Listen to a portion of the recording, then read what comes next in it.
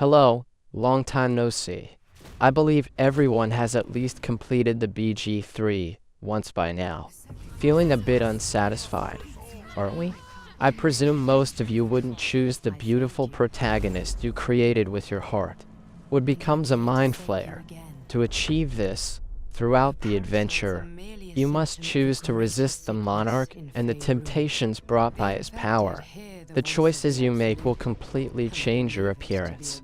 This is very similar to the protagonist's experience in Bound by Flame. The developer of Bound by Flame is a French game studio called Spider, founded in 2008. They specialize in developing action role-playing games. Besides Bound by Flame, they have also developed Mars Warlogs, the Technomancer, which is the recently famous Greedfall game, among others.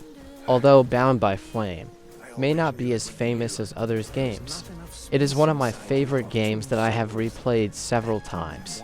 As a person with a bit of pickiness about game graphics, I personally think that the visuals of this game released in 2014 are still acceptable when viewed today, especially considering its file size. The graphics materials are not repetitive, and there is a somewhat painterly texture. Although the character creation system offers a limited selection, you can still create a satisfying handsome man or beautiful woman. The appearance of the equipment is in a traditional medieval style. So far, this game may be the only one where you can. Wear bikini armor in battles in Spider's game. The game map is simple and user-friendly, making it easy to navigate. It is extremely friendly to those with a poor sense of direction, as the quest guidance is clear, simple, well-organized, and tasks do not easily get stuck. The plot of Bound by Flame is still reasonably good. If we were to rate it on a scale of 1 to 10, with BG3 being a perfect 10, this game would score around 6. The game's story is set in a medieval fantasy world invaded by flame demons. The player takes on the role of a mercenary possessed by a flame demon, and must make choices between humans and demons. As players make various moral choices, similar to BG3, the protagonist's power, skills, appearance, and NPC's attitudes towards you will change, especially in terms of appearance. The protagonist will gradually reveal distinct features of the flame demon. Of course, you can choose to retain the initial human appearance.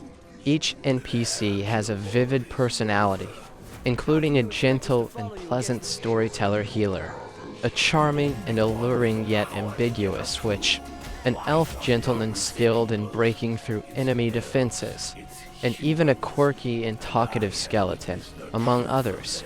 In terms of combat, it follows the typical third-person action mode. The protagonist doesn't have a specific named fixed classes, but has 3 skill trees to choose from. One is the Greatsword Warrior, focusing on heavy strikes, blocking, and breaking defenses. The second is the Dual Dagger Thief, emphasizing high-frequency attacks and evasive maneuvers. The last one is the skill tree centered around the Flame Demon's fire spells. However, due to extremely limited means of mana recovery, this skill tree primarily serves as a support role for the other 2 styles. For example, adding fire damage, enhancing defense with a flame shield. As for direct flame attacks, their intensity and frequency are quite limited. The protagonist's weapons are limited to dual daggers and a 2-handed greatsword, with no ranged weapons or single-handed shields. There are only a few ranged flame spells and a flame shield available.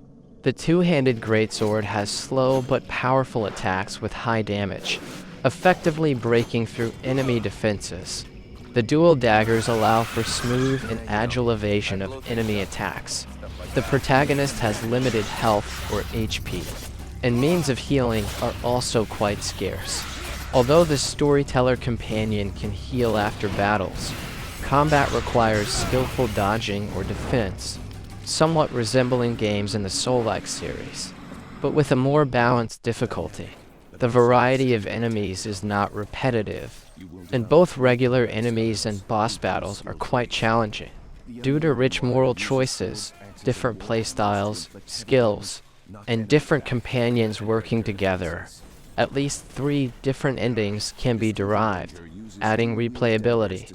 Finally, commendable is the game's background music, with a unique and rich style. The singer's voice is lively, rhythmic, and has a good synergy with the gaming experience.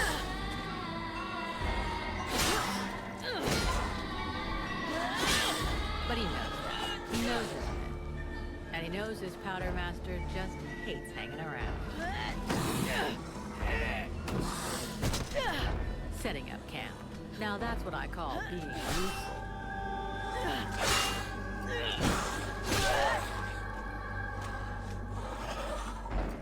I honestly believe we'd stay out of this damn war till the end. Well, looks like the end just showed up. The Ice Lords have really done it this time. All of Vertiel is on the brink. Nothing is going to stop the Deadwalkers. Soon there won't be a town left to fall back to. Or even a tavern where you can spend your pay. There's no one left to turn back this filthy, stinking tide. Even if it were possible. Let's hope our beloved employers can deliver on their promises. Their famous ritual thing doesn't pan out. We're gonna be left standing here with our asses in our hands.